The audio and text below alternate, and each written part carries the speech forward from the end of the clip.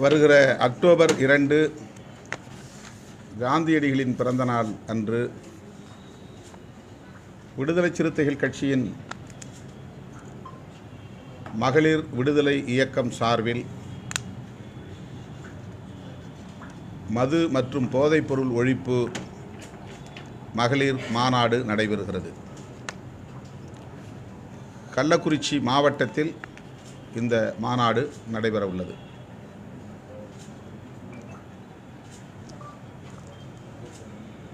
தமிழ்நாட்டில்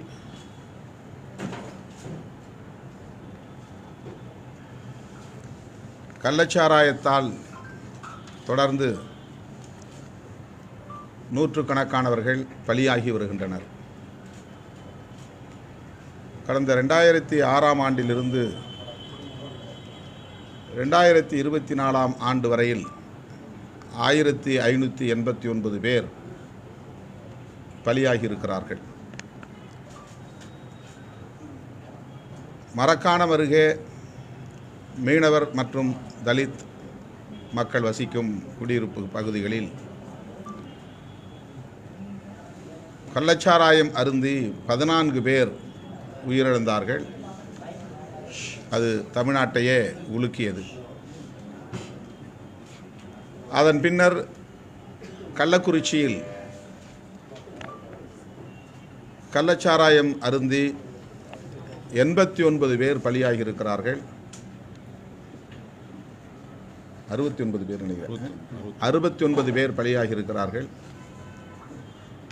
அதில் தலித் அல்லாதவர்களும் பழங்குடி மக்களும் உண்டு. அதுவும் மிகப்பெரிய தாக்கத்தை தமிழகத்தில் ஏற்படுத்தியதை நாம் அறிவோம். பாதிக்கப்பட்ட மக்களை நேரிலே களத்தில் சந்தித்த போது அவர்கள் வைத்த ஒரே கோரிக்கை, அரசு எங்களுக்கு இழப்பீடு தருவது முக்கியமல்ல, அரசு மதுபான கடைகளை மூட வேண்டும், சாராயத்தை முற்றாக ஒழிக்க வேண்டும் என்பதுதான். கள்ளச்சாராயத்தை ஒழிக்க வேண்டும் என்பதல்ல, சாராய கடைகளை மதுக்கடைகளை முற்றாக ஒழிக்க வேண்டும். அப்போதுதான் இது போன்ற சாவுகளை தடுக்க முடியும், குடும்பத்தில் பெண்கள் பாதுகாப்பாக வாழ முடியும் என்பதை கண்ணீர் மல்க கதறி அழுதபடி இந்த கோரிக்கைகளை முன்வைத்தார்கள். ஆகவேதான் அதனை கண்டித்து விடுதலை சிறுத்தைகள் கட்சியின் சார்பிலே சென்னையில் நடைபெற்ற ஆர்ப்பாட்டத்தில் இந்த மாநாட்டை அறிவித்திருக்கிறோம்.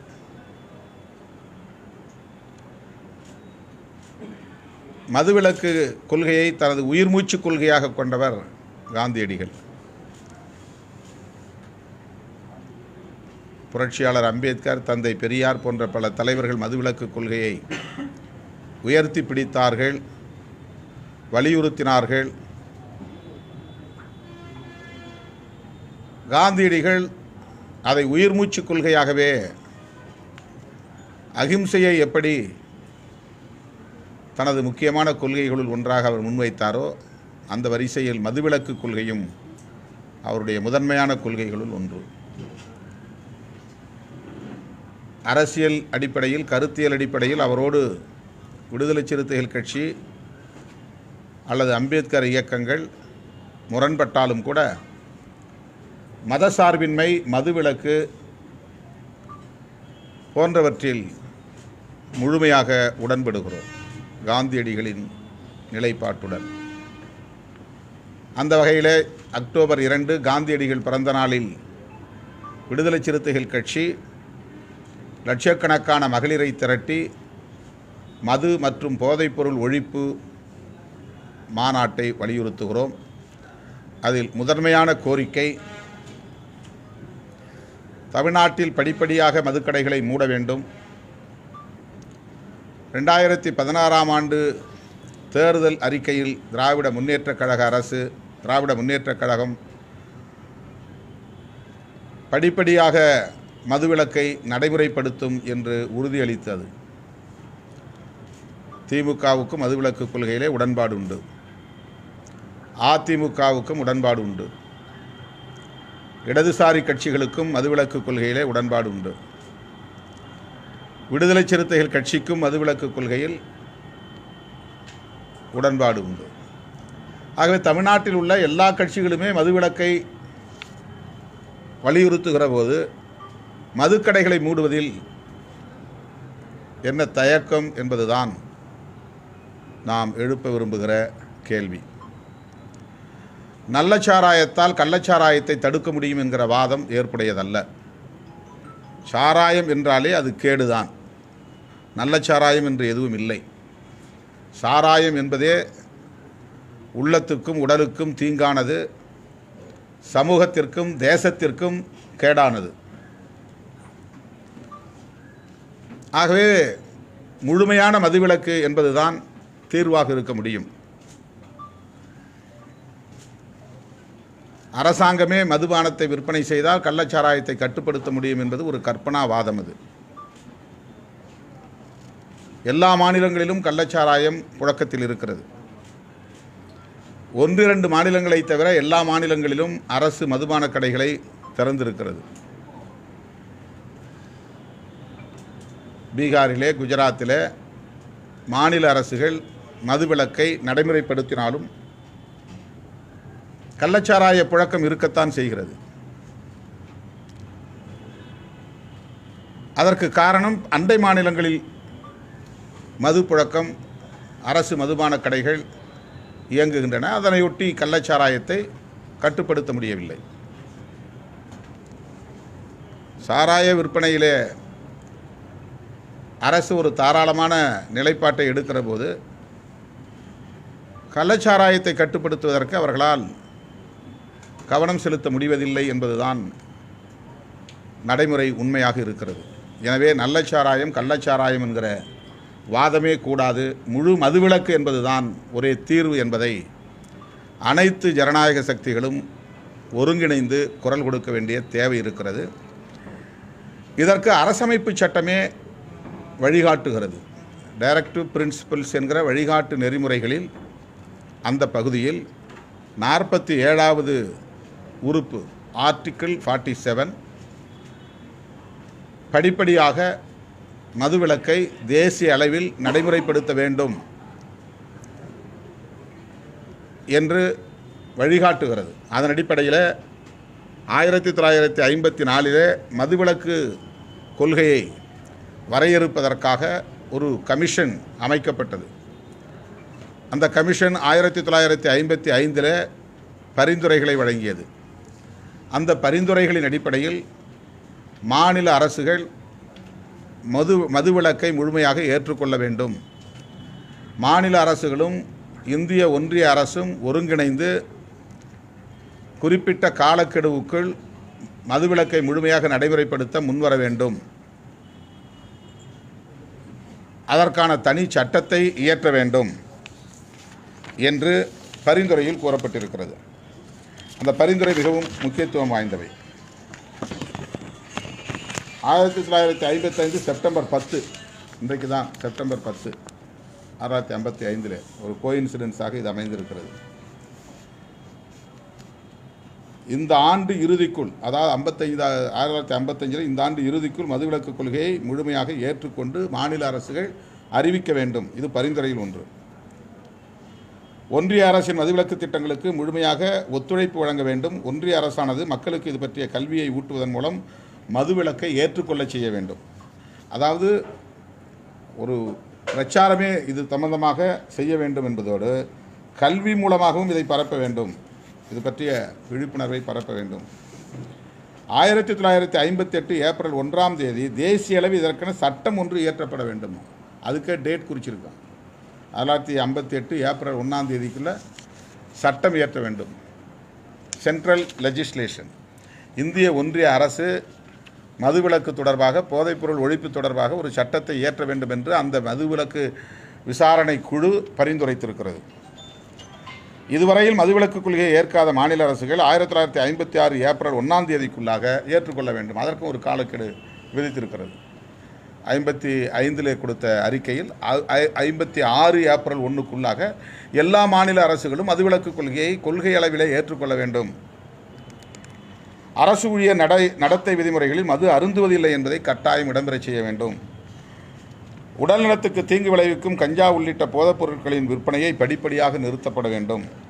பாதுகாப்பு படையினரிடையே மதுவிலக்கு முழுமையாக ஏற்கப்பட வேண்டும். மிலிட்ரியில் மது அருந்துவது ஒரு ஃபேஷனாக அங்கீகரிக்கப்பட்டிருக்கிறது. அவங்களுடைய மிலிட்ரி கேன்டீனில் எல்லா IMF மதுவும் தாராளமாக குறைந்த விலைக்கு கிடைக்க ஏற்பாடு செய்திருக்கிறார்கள். மிலிட்ரியில் இருந்தாலே மது அருந்தலாம் என்கிற ஒரு பொது நியதி இன்றைக்கு நடைமுறையிலே இருக்கிறது. ஆகவே தான் பாதுகாப்பு படையினரிடையே மதுவிலக்கை முழுமையாக ஏற்கப்பட செய்ய வேண்டும். பழங்குடியினர் வசிக்கும் பகுதிகளில் மதுவிலக்கு கொள்கையை மனமாற்றத்தின் மூலமாக ஏற்படுத்த வேண்டும். அவர்களை தண்டிப்பதன் மூலமாக அதை திணிக்கக்கூடாது. ஆனால் கள்ளமது தயாரிப்பதை தடுக்கும் விதம் தண்டனை வழங்கப்படலாம். இது ஏன் அப்படி சொன்னாங்கன்னா, அந்த குழுவில் இடம்பெற்றவர்களில் ஒருவர் எழுந்து முழு மதுவிலக்கு கூடாது, மதுவிலக்கை திணிக்கக்கூடாது, தலித்துகளும் பழங்குடி மக்களும் கடுமையான உடல் உழைப்பை செய்யக்கூடியவர்கள், அவர்கள் மது அருந்தினால்தான் அந்த வேலையை செய்ய முடியும். கழிவறைகளை சுத்தம் பண்ணுவது, சாக்கடைகளை சுத்தம் செய்வது போன்ற பணிகளை செய்யக்கூடியவர்கள் மது அருந்த வேண்டும் என்று நியாயப்படுத்தி அந்த வேலையை அவர்கள் செய்ய வேண்டுமானால் அவர்கள் போதையில் இருந்தால்தான் செய்ய முடியும் என்பதை போன்ற ஒரு கருத்தை அவர் தெரிவித்த காரணத்தினால் அதை எதிர்த்து அதில் இருந்தவர்கள் சொன்னார்கள். ஆனாலும் பழங்குடியின மக்களை இதன் பெயரில் தண்டிக்கக்கூடாது, கள்ளச்சாராயம் காய்ச்சினால் அவர்களை கடுமையாக தண்டிக்கலாம் என்று ஒரு லிபரல் பாலிசி, அதில் ஒரு நிலைப்பாட்டை எடுத்தார்கள். நாட்டில் மதுவிலக்கு கொள்கை முழுமையாக நடைமுறைக்கு வந்தால் அயல்நாட்டு தூதரகங்கள் அளிக்கும் விருந்துகளிலும் மது வழங்குவது தடை செய்யப்பட வேண்டும். ஏப்ரல் 1, 1958க்கு பிறகு மது அருந்துவதற்கான பர்மிட் அனைத்தும் செல்லாது என ஆக்கப்பட வேண்டும். இது 11 பரிந்துரைகள். 1955 செப்டம்பர் 10ஆம் தேதி மதுவிலக்கு விசாரணை குழு இந்திய ஒன்றிய அரசுக்கு அளித்த பரிந்துரைகளில் சொல்லப்பட்டிருப்பவை. ஆகவே விடுதலை சிறுத்தைகள் கட்சி அரசமைப்பு சட்டத்தின்படி உறுப்பு எண் 47 படி தேசிய அளவில் மது மற்றும் போதைப்பொருள் ஒழிப்புக்கான கொள்கையை வரையறுக்க வேண்டும், அதன் அடிப்படையில் சட்டம் இயற்ற வேண்டும் என்று வலியுறுத்தி இந்த மாநாட்டை நடத்துகிறோம். இதை முடிச்சிடறேன். தமிழ்நாட்டில் 1971 மதுவிலக்கு ரத்து செய்யப்பட்டு மதுக்கடைகள் திறக்கப்பட்டன. 71 பெண்களின் எதிர்ப்பின் காரணமாக 74 செப்டம்பர் 1 மதுக்கடைகள் மூடப்பட்டன. இது ரெண்டும் அப்போ திமுக ஆட்சியில் இருந்த காலம். 71 திறக்கப்பட்டது, 74 மூடப்பட்டது. அப்படி மூடப்பட்ட மதுக்கடைகள் 81 மீண்டும் திறக்கப்பட்டது. இது எம்ஜிஆர் ஆட்சி காலத்தில், அதிமுக ஆட்சி காலத்தில் 81. மக்களை சீரழிக்கும் போதைப் பொருட்களில் இது இல்லாமல் மது இல்லாமல் ட்ரக்ஸ் அண்ட் அதர் சப்ஸ்டன்சஸ் நிறைய புழக்கத்தில் இருக்குது. கஞ்சா, ப்ரௌன் சுகர், கொக்கைன், இந்த மாதிரியான பல போதைப் பொருட்கள் இன்றைக்கு கிராமப்புறங்கள் வரையில் ஊடுருவி இருக்கின்றன. அதில் மது அருந்தக்கூடியவர்கள் 20% பேர். இன்றைக்கு மாநில அரசினுடைய வருவாயில் 2.25 லட்சம் மொத்தம் வருவாய், ஒரு ஆண்டுக்கான பட்ஜெட் 2,70,000 கோடி, 2.25 லட்சம் கோடி மாநில அரசின் மொத்த வருவாய், மாநில வருவாய். அதில் 17% மதுபான விற்பனையின் மூலம் வருகிறது. 45,000 கோடி 2023 2024 ஆண்டில், இந்த நிதியாண்டில் 45,000 கோடி மது மூலமாக அரசுக்கு வருவாய் என்று அரசே தந்திருக்கிற புள்ளி விவரத்தில் சொல்லப்பட்டிருக்கிறது. இதை 50,000 கோடியாக உயர்த்த வேண்டும் என்று IAS IPS அதிகாரிகளை கொண்டு இதற்கென்று தனியே மார்க்கெட்டிங் செய்கிறார்கள், சந்தைப்படுத்துகிறார்கள். இது உள்ளபடியே வேதனைக்குரியது. அரசுக்கு வரி வருவாய் மூலமாக வெவ்வேறு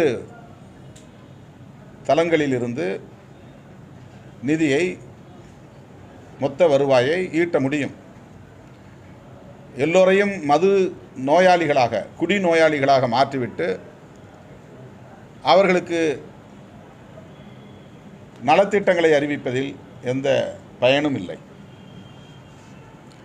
கனிம வளங்களின் மூலமாக வரி வருவாயை பெருக்கிக் கொள்ள மாநில அரசுகளுக்கு அதிகாரம் இருக்கிறது என்று உச்சநீதிமன்றமே தனது தீர்ப்பில் குறிப்பிட்டிருக்கிறது.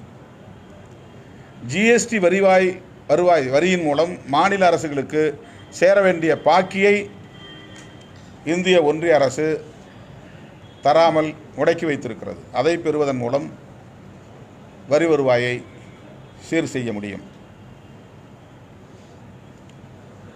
ஆகவே மது விற்பனையின் மூலம் வருவாயை பெருக்க முயற்சிப்பது எந்த வகையிலும் ஈடுபாடு ஏற்புடையதல்ல. இந்த மதுவை தாண்டி இந்திய மக்கள் தொகையில் 20% பேர் மது அருந்தக்கூடிய 5இல் ஒருவர் மது அருந்தக்கூடியவராக இருக்கிறார். இந்திய மக்கள் தொகையில் 20% பேர் மது அருந்தக்கூடியவர்களாக இருக்கிறார்கள். 3% பேர் கஞ்சா பயன்படுத்துகிறார்கள். 0.2% பேர் ஹெராயின் பயன்படுத்துகிறார்கள். 0.5% பேர் ஒப்பியம் பயன்படுத்துகிறார்கள். 1% பேர் இதர போதைப் பொருட்களை பயன்படுத்துகிறார்கள். மாநிலங்களவையிலே கடந்த 2023 டிசம்பர் மாதம் 13ஆம் தேதி எழுப்பப்பட்ட கேள்விக்கு 10 வயதிலிருந்து 11 வயது கொண்ட மக்கள் தொகையில் 30 லட்சம் பேர் மது அருந்துவதாகவும் 20 லட்சம் பேர் கஞ்சா பயன்படுத்துவதாகவும் 98 லட்சம் பேர் பிற போதைப் பொருட்களை பயன்படுத்துவதாகவும் தெரிவிக்கப்பட்டுள்ளது. 18 வயது, இது 17 வயசுக்குள்ள டீனேஜ், சொல்லப்போனால் அவங்கெல்லாம் சில்ட்ரன், குழந்தைகள், பள்ளி கல்லூரி மாணவர்கள், இளம் வயதை சார்ந்தவர்கள். 18 வயதிலிருந்து 75 வயதிலான மக்கள் தொகையில் 15.10 கோடி பேர், 15 கோடியே 10 லட்சம் பேர் மது பயன்படுத்துவதாகவும் 2 கோடியே 90 லட்சம் பேர் கஞ்சா பயன்படுத்துவதாகவும் 4 கோடியே 10 லட்சம் பேர் பிற போதைப் பொருட்களை பயன்படுத்துவதாகவும் இந்திய ஒன்றிய அரசு பதில் அளித்திருக்கிறது. ராஜ்யசபாவில் எழுப்பின கேள்வி. தமிழ்நாட்டை சார்ந்த 86,000 ஆண்களும் 22,000 பெண்களும் கஞ்சா பயன்படுத்துவதாகவும் ஓபியம் பயன்படுத்துகிற ஆண்களின் எண்ணிக்கை 1,71,000 பேர், பெண்களின் எண்ணிக்கை 6,000 பேர் என்றும் சொல்லப்படுகிறது. மயக்கம் தருகிற செடேட்டிவ்ஸ், மயக்கம் தருகிற மாத்திரைகளை பயன்படுத்துகிறவர்களில் ஆண்கள் 1,92,000 பேர், கிட்டத்தட்ட 2 லட்சம் பேர், பெண்கள் 10,000 பேர். இதுவும் ஒன்றிய அரசு தந்திருக்கிற புள்ளி விவரம். கோக்கைன் என்ற போதைப்பொருளை பயன்படுத்துகிறவர்கள் 7,000 ஆண்கள், 1000 பெண்கள். தமிழ்நாட்டில் ஏடிஎஸ் என்கிற புகையிலை மூலம் புகைக்கக்கூடிய அந்த மருந்து, மயக்கம் தரும் போதைப் மருந்து, இன்ஹேலன்ஸ், ஹாலுசினோஜன்ஸ், புத்திய நிலைகளை செய்யக்கூடிய போதைப் பொருட்கள், இது 1,82,000 பேர். பெண்கள் இதில் மட்டும் 13,000 பேர். இது ஒன்றிய அரசின் சமூக நீதித்துறை வழங்கியிருக்கிற புள்ளி விவரம். ஆகவே இதுக்கு தனியாக நார்காட்டிக்ஸ்னு தனி ஆக்ட் இருக்குது, நிறைய சட்டங்கள் இருக்குது. அப்படி இருந்தும் எந்த பயனும் இல்லை. அரசியல் பகைவர்களை பழிவாங்குவதற்காக கஞ்சா வழக்கு போடப்படுகிறதே தவிர உண்மையாக கஞ்சாவை புழக்கத்திற்கு கொண்டு வருகிற மாஃபியா கும்பல் மீது நடவடிக்கை இல்லை. அதானிக்கு சொந்தமான விமான நிலையங்களிலிருந்தும் அதானிக்கு சொந்தமான கப்பல் துறைமுகங்களிலிருந்தும் ஏராளமான போதைப் பொருட்கள் கைப்பற்றப்பட்டதை நாம் அறிவோம். அண்மையிலே கல்லூரி வளாகங்களிலிருந்து போதைப் பொருட்கள், கஞ்சா போன்ற பொருட்கள் கையகப்படுத்தப்பட்டிருக்கின்றன. தமிழ்நாட்டிலே சிலர் கைது செய்யப்பட்டிருக்கிறார்கள், கல்லூரி மாணவர்களே கைது செய்யப்பட்டிருக்கிறார்கள். இத்தகைய சூழலில்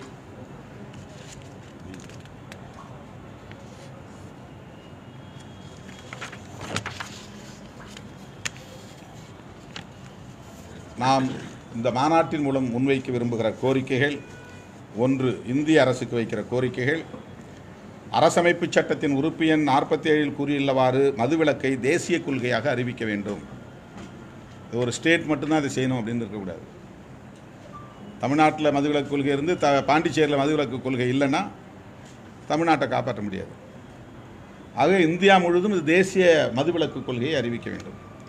மதுவிலக்கை நடைமுறைப்படுத்த முன்வரும் மாநில அரசுகளுக்கு வருவாய் இழப்பை ஈடு செய்ய சிறப்பு நிதி வழங்க வேண்டும்.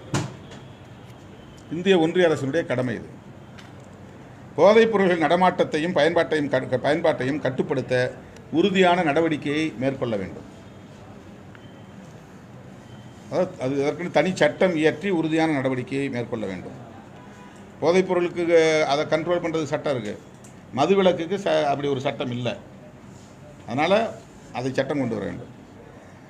தமிழ்நாடு அரசுக்கு விடுதலை சிறுத்தைகள் முன்வைக்கக்கூடிய கோரிக்கை, மதுக்கடைகளை முற்றிலுமாக மூடுவதற்கு கால அட்டவணையை அறிவிக்க வேண்டும். படிப்படியாக இவ்வளவு கடைகள் நாங்கள் மூட போகிறோம், இந்த வருமானத்தை 45,000 கோடியை 40,000 கோடியாக குறைக்க போகிறோம், 40,000 கோடியை அப்புறம் 30,000 கோடியாக குறைக்க போகிறோம், 30,000 கோடியை 20,000 கோடியாக குறைக்க போகிறோம் என்று தமிழ்நாடு அரசு அதிகாரப்பூர்வமாக மதுக்கடைகளை மூடுவதற்குரிய கால அட்டவணையை அறிவிக்க வேண்டும்.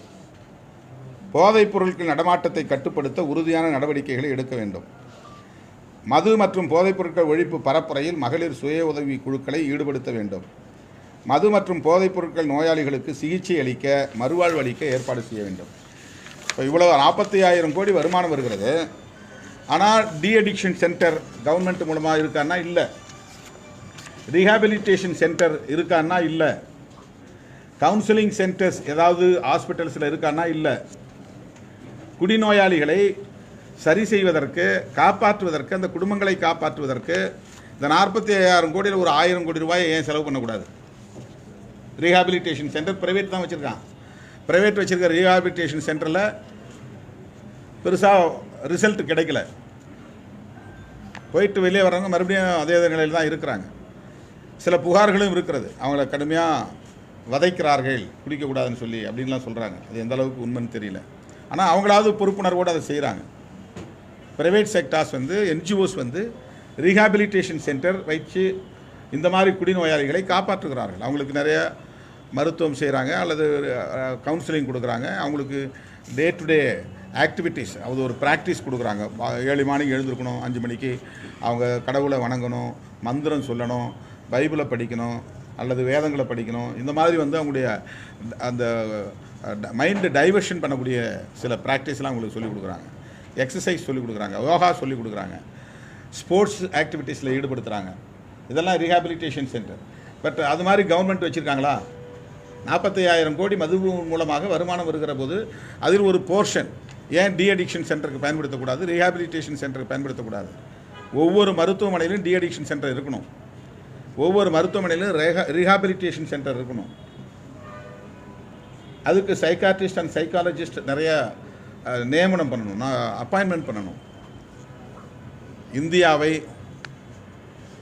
தமிழ்நாட்டை மட்டுமல்ல ஒட்டுமொத்த இந்தியாவை மிக மோசமாக பாழ்படுத்தி வரக்கூடிய, இளம் தலைமுறையினரை சீரழித்து கொண்டிருக்கிற, தேசத்தின் ஒட்டுமொத்த மனித வளத்தை அழித்து கொண்டிருக்கிற ஹியூமன் ரிசோர்ஸஸ்.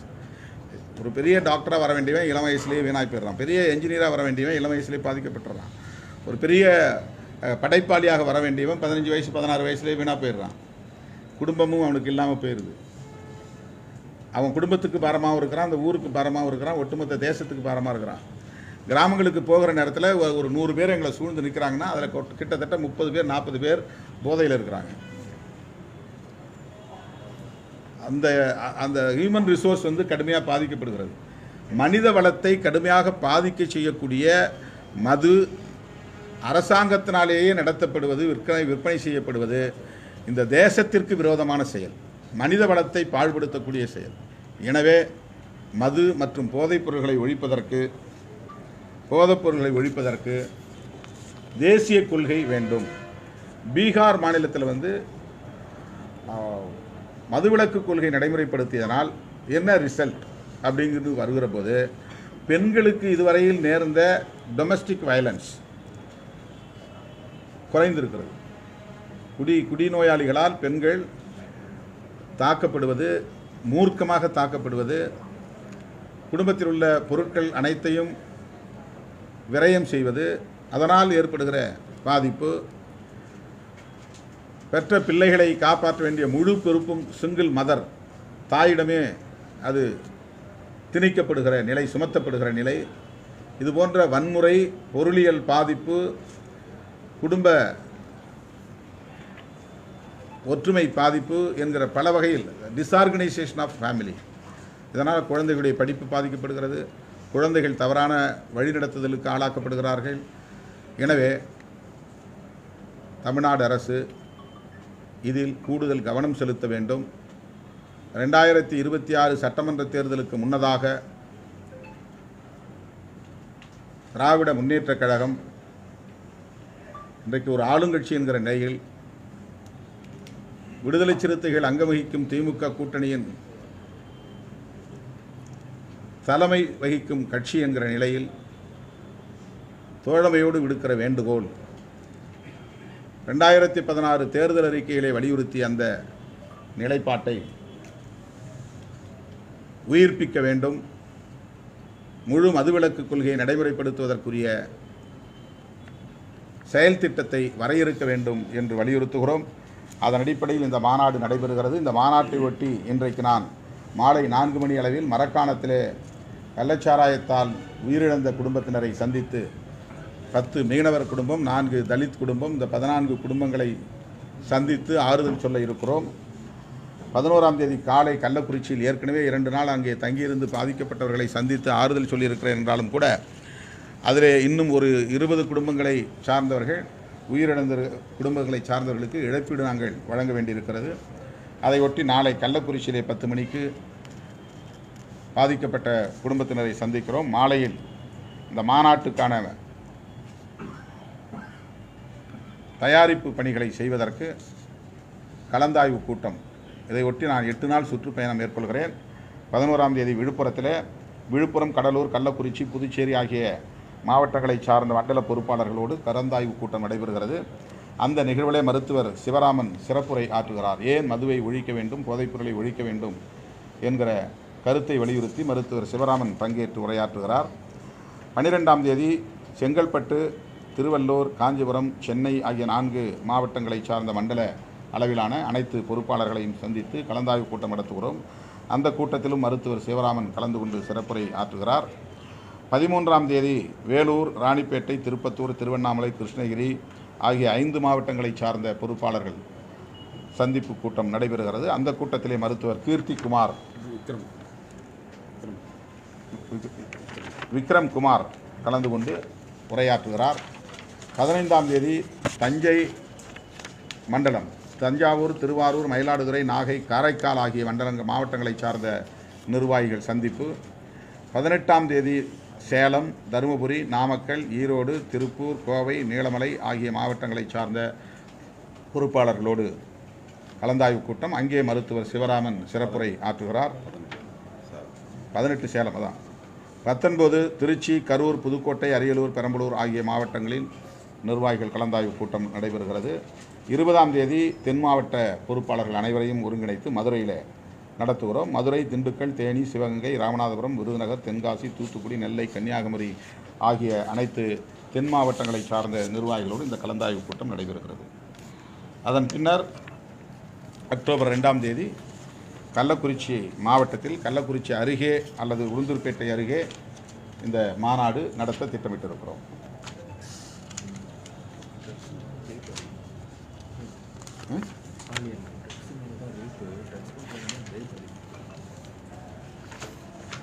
இந்த பெண்களுக்கு எதிரான வன்கொடுமைகள் நிறைய நடந்திருக்கு. நிர்பயா கேஸாக இருந்தாலும் சரி, இப்போ கொல்கத்தாவில் நடந்திருக்கிற ஒரு மருத்துவர் பாதிக்கப்பட்ட அந்த கொடூரமாக இருந்தாலும் சரி, இதுபோன்ற பெண்களுக்கு எதிரான கொடுமைகள், குரூரமான கொடுமைகள் மது அருந்தியவர்களால் அல்லது போதைப்பொருள் அருந்தியவர்களால் தான் அதிகம் நேர்ந்திருக்கிறது.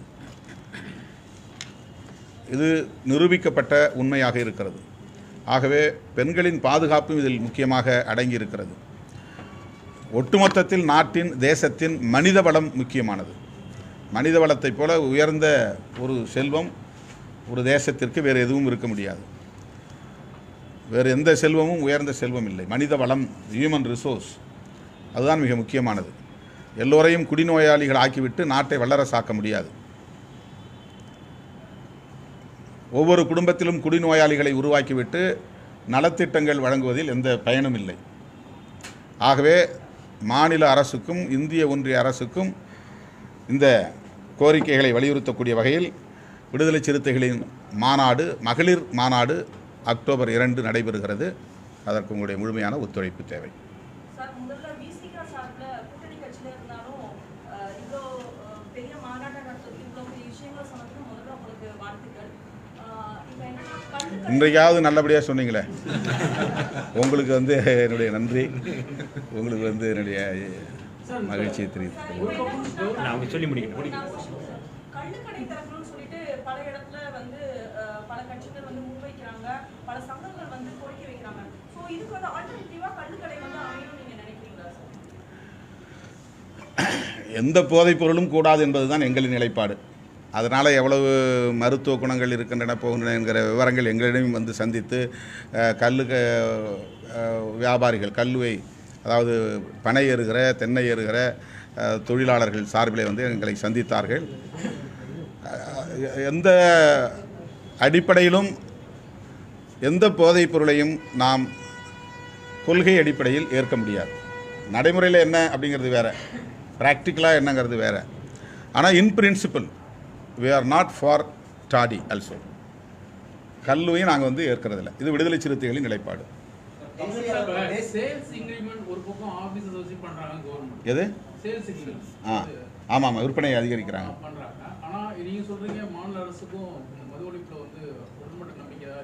இல்லை, அவங்க தேர்தல் அறிக்கை வச்சு சொல்கிறேன். திமுகவினுடைய நிலைப்பாடு, அது அரசாங்கத்தினுடைய நிலைப்பாடு இல்லை. திமுக 2016 தேர்தல் அறிக்கையில் மதுக்கடைகளை மூடுவோங்கிறத சொல்லியிருக்கிறாங்க. அதை நாங்கள் நினைவூட்டி வேண்டுகோள் வைக்கிறோம். அதிமுக ரெண்டுமே பொறுத்தவரை தேர்தல் அறிக்கையில் பூரண மதுவிலக்கு படிப்படியாக கொண்டு வரப்படும் அப்படின்றத தொடர்ந்து அவங்க வலியுறுத்த ஆரம்பிச்சிட்டாங்க. ஆனால் நடைமுறைக்கு அரசாக மாறியதுக்கு பின்பாக அடைக்கக்கூடிய கடைகளுடைய எண்ணிக்கை என்பது வெகுவாக இல்லை மாற்று இடத்துல வச்சுக்கிறான்றது தான் மற்ற கட்சிகள் வலியுறுத்துறாங்க. அப்போ எப்படியான ஒரு நடைமுறை போக்கு இருக்குது அரசியல் கட்சி? நீங்கள் எல்லாருமே இல்லை, இதெல்லாம் கூடாதுங்கிறது தான் எங்களுடைய வேண்டுகோள். இதுதான் நேரடியாக வைக்கிறோம். இதான் இப்போ உங்கள் மூலமாக சொல்கிறது நேரடியான கோரிக்கை தானே, இது ஒன்றும் மறைமுகமான கோரிக்கை இல்லை. இந்த ஒரு மீட்டிங்லேயே இருக்கும்போது 500 கடைகள் மூடப்பட்டது. அதுக்கு பிறகு எந்த கடைகளுமே மூடதா இல்லை, படிப்படியாக குறைக்கும்னு சொன்னாங்க. எந்த நடவடிக்கையுமே அவங்க எடுக்கல. அதான் உங்கள் கருத்தில் தான் நாங்களும் இருக்கிறோம். படிப்படியாக மூடணும்னு சொன்னாங்க, மூடலை. நடவடிக்கை எடுக்கிற நாங்கள் எடுக்கலை. அதெல்லாம் மூடணும், நடவடிக்கை எடுக்கணும், அதை நடைமுறைப்படுத்தணும் அப்படிங்கிறதுக்காக தான் ஒரு ஓப்பன் டிக்ளரேஷன், ஒரு திறந்த வெளி அறிவிப்பை நாங்கள் செய்கிறோம். ஒரு பகிரங்கமான அறிவிப்பை செய்கிறோம். அனைத்து கட்சிகளுமே இதில் வந்து உடன்பட்டு நிற்கிறோம், திமுக உட்பட அப்படிங்கிறீங்க. ஆனால் தயக்கம் என்னன்னு கேட்குறீங்க. அந்த தயக்கம் யாருக்கு? திமுகவுக்கா? தயங்குகிற எல்லோருக்குமே.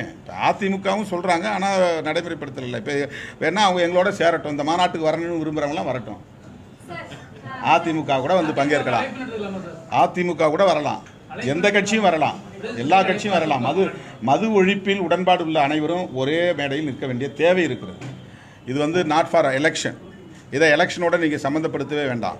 எங்களை பொறுத்தவரையில் தேர்தல் கூட்டணி அல்லது தேர்தல் அரசியல் என்கிற நிலைப்பாடு முற்றிலும் வேறானது.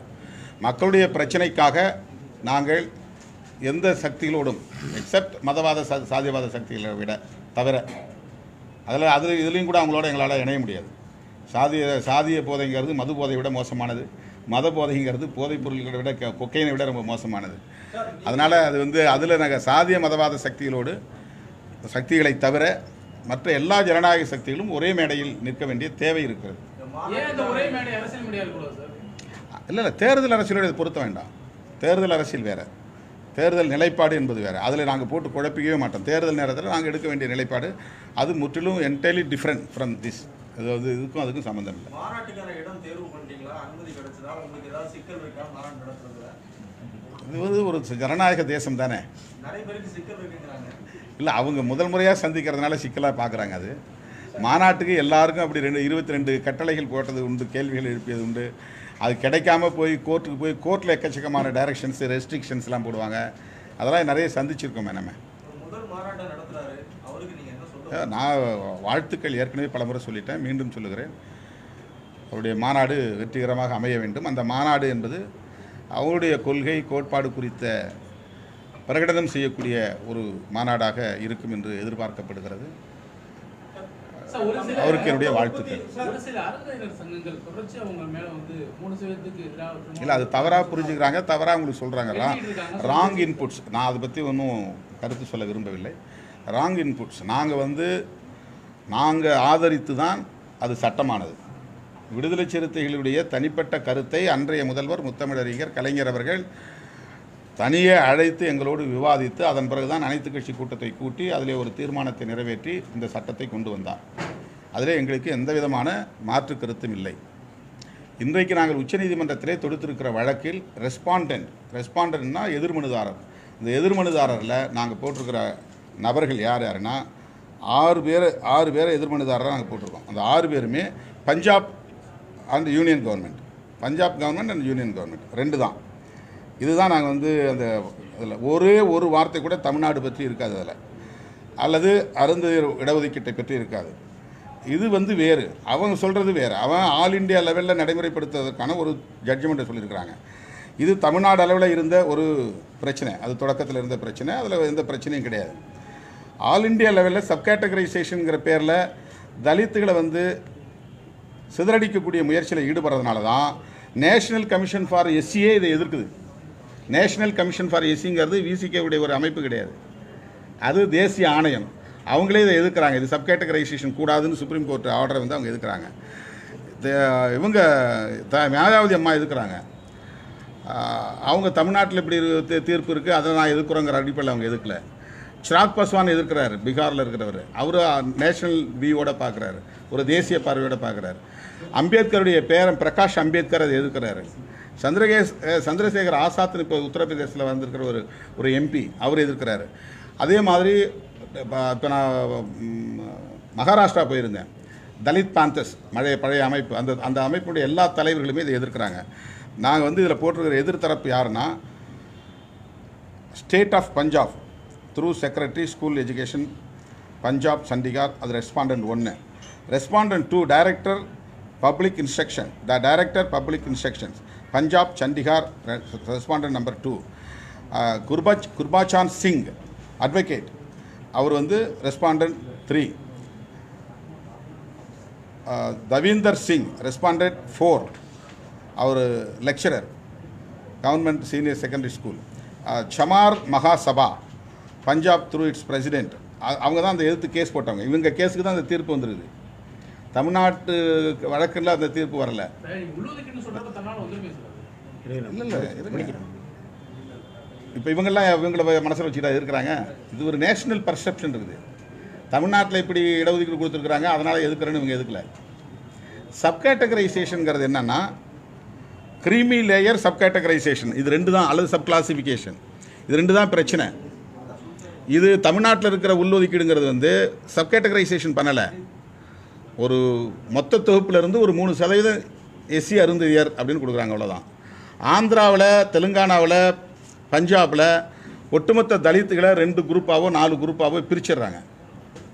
ஒரு பர்பச்சுவேட் ஸ்பிளிட்டை உருவாக்கிடுறாங்க. ஒரு நிரந்தரமான ஒரு பிரிவை வந்து பிளவை வந்து ஏற்படுத்துகிறாங்க. இதில் வந்து ஆர்எஸ்எஸ்க்கு ஒரு நோக்கம் இருக்குது அப்படிங்கிறதா இதில் முக்கியமான விஷயம். இதில் நேஷனல் பர்செப்ஷன் ரொம்ப முக்கியம்.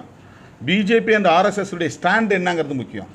இந்த அடிப்படையில் தான் இது அணுக வேண்டியமே தவிர நம்ம வந்து தமிழ்நாட்டுக்குள்ளே கொடுத்தது தப்பு நம்ம சொல்லவே கிடையாது. இது குறித்து அருந்ததியர் இயக்கங்கள் வந்து அவங்களோட கூட்டமைப்பு பிரஸ் மீட் நடத்துறப்ப அவங்க வந்து இந்த கேட்டகரைசேஷன் அப்படிங்கிறதால எந்த பிரச்சனையும் இல்லை, ஏற்கனவே விலகி. சரி, அது அவங்க கருத்து. ஏற்கனவே விலகி இருக்கிறதே அம்பேத்கர் எல்லாத்தையும் ஒன்றா இணைச்சார். அது நல்ல எண்ணத்தில் தானே இணைச்சார். ஷெட்யூல் காஸ்ட்டுங்கிறதே என்ன? இப்போ மகருங்கிற கம்யூனிட்டியும் தமிழ்நாட்டில் இருக்கக்கூடிய பறையருங்கிற கம்யூனிட்டியும் ஒன்றும் இல்லை தான், ஹெட்ரோஜினஸ் தான். அவங்க இந்தியை பேசுகிறாங்க, நம்ம தமிழை பேசுகிறோம். அவங்க ரொட்டியை திங்கிறாங்க, நம்ம அரிசியை திங்கிறோம். அவங்க கோட் சூட் போடுறாங்க, நம்ம வேட்டி சட்டையை போடுறோம். நிறைய வேறுபாடு இருக்குது. வேறுபாடு ஹெட்ரோஜினஸ் இருக்குது. ஹோமோஜினஸ்ங்கிறது அன்டச்சபிலிட்டி ப்ராக்டிஸ். டிஸ்கிரிமினேஷன் தான் அதில் வந்து ஹோமோஜினஸ். இந்தியா முழுக்க ஆயிரக்கணக்கான சாதிகள் இந்த மாதிரி வந்து அவுட்காஸ்டாக இருக்கிறாங்க. நாட் கம்மிங் அண்டர் வர்ணாசிரம தர்மா. இவங்க வந்து இந்துக்களே கிடையாது, இவங்க அவுட்காஸ்ட், நான் ஹிந்துஸ். அதனால் இவங்களை எல்லாத்தையும் ஒரு ஷெட்யூல் பண்ணாங்க. ஷெட்யூல் பண்ணதுனால தான் அந்த ஷெட்யூல் காஸ்ட்டு. அவங்களுக்கு ஒரு நியூமரிக்கல் ஸ்ட்ரென்த்து கிடைக்கணுங்கிறதுக்காக தான் இது ஒன்றுபடுத்தினாங்க. இதை தனித்தனியாக உடைச்சிட்டா நம்ம வந்து தனித்தனியாக என்னுடைய பர்சன்டேஜ் சொல்ல முடியும். ஒன்றா வச்சுருந்தா நான் ஆல் இண்டியா லெவலில் 25% இருக்கிறேன்னு நான் சொல்ல முடியும். 25%னா நான் 35 கோடி இருக்கிறேன். 110 கோடியில் நான் 35 கோடி ஸ்ட்ரென்த் இருக்கிறதுக்கு எனக்கான ரெப்ரசன்டேஷன் வேணும், எனக்கான பவர் ஷேர் வேணும்னு பேச முடியும். ஒரு சிங்கிள் கம்யூனிட்டியாக நான் மாறினா 2%, 3% தான் நான் நிற்க முடியும். அது மைக்ரோ லெவலில் போயிடும். என்னால் பவர் ஷேர் பண்ண முடியாது. இது வந்து ஒரு நேஷனல் பர்செப்ஷனோட சம்மந்தப்பட்ட விஷயம். விசிகே எந்த காலத்திலும் ஒரு சாதி அடிப்படையிலான நிலைப்பாட்டை எடுத்ததில்லை. இது ஒரு சாதிய இயக்கம் இல்லை. சாதியவாதிகள் எங்களை சாதியவாதியாக மாற்றுவதற்கு, முத்திரை குத்துவதற்கு முயற்சிக்கிறார்கள். அவ்வளோதான். நீங்கள் இந்த போதை மற்ற விஷயத்தை பேசுங்க. மற்ற விஷயங்கள் மது மற்றும் போதைப் பொருள் தான் இதுக்கான பிரஸ் மீட் தான் இது. அந்த விஷயத்தை நீங்கள் பேசுங்க.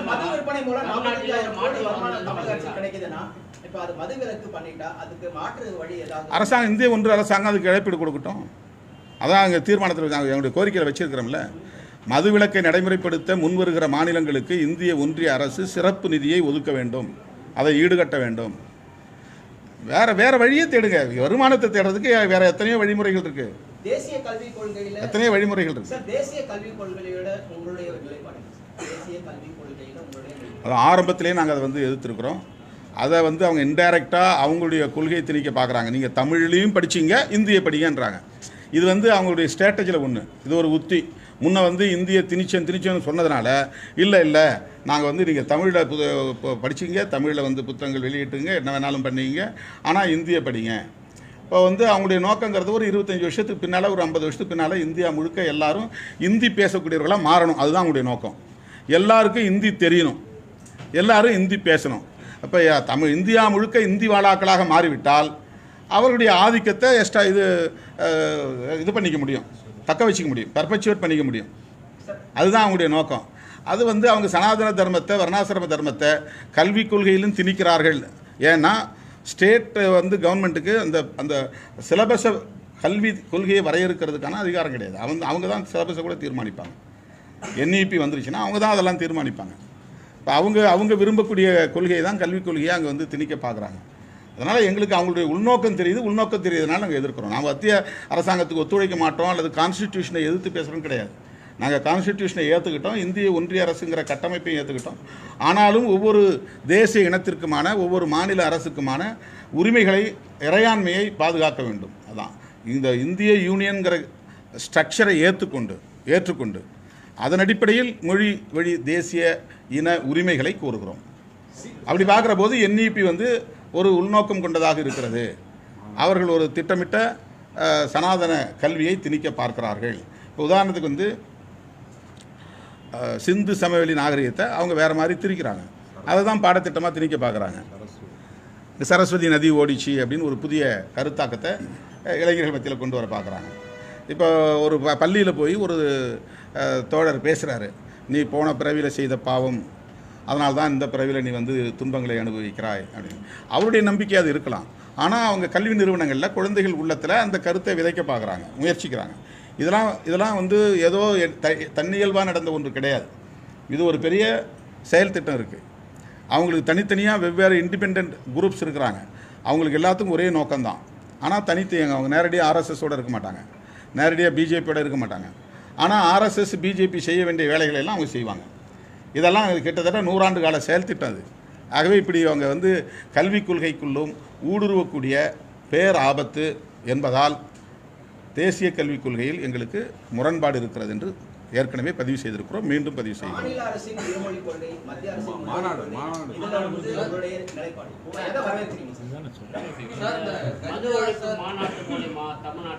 ஒரு நபர் விரும்பி 10 மொழி கூட கற்றுக்கொள்ளலாம், அது பிரச்சனை கிடையாது.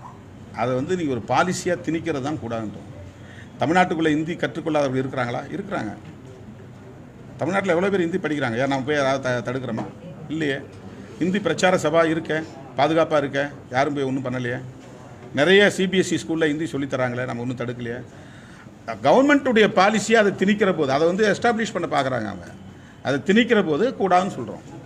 எந்த மொழியின் மீது நமக்கு வெறுப்பு கிடையாது, எந்த மதத்தின் மீதும் வெறுப்பு கிடையாது. ஆனால் சிறுபான்மை சமூகத்தின், மொழிவழி சிறுபான்மை சமூகத்தின் மீது மொழிவழி பெரும்பான்மையினர் தங்கள் நிலைப்பாட்டை அல்லது கொள்கையை திணிப்பதை நாம் எதிர்க்கிறோம்.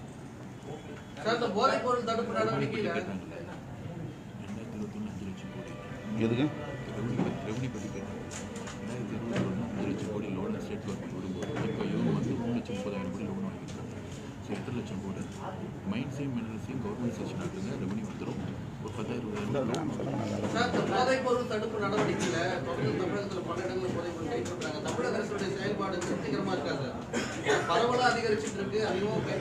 இல்லை, இது திருப்தி இல்லையாங்கிறதல்ல, இது முற்றாக தடுக்கப்பட வேண்டும். அப்படின்னா அதில் நீங்கள் புரிஞ்சுக்கணும், அவ்வளோதான். இது முற்றாக நாங்கள் தடுக்கப்படன்னு சொல்கிறோம். இது ப்ராக்டிக்கலாக என்ன செய்யணுமோ அதை செய்யணும், அவ்வளோதான்.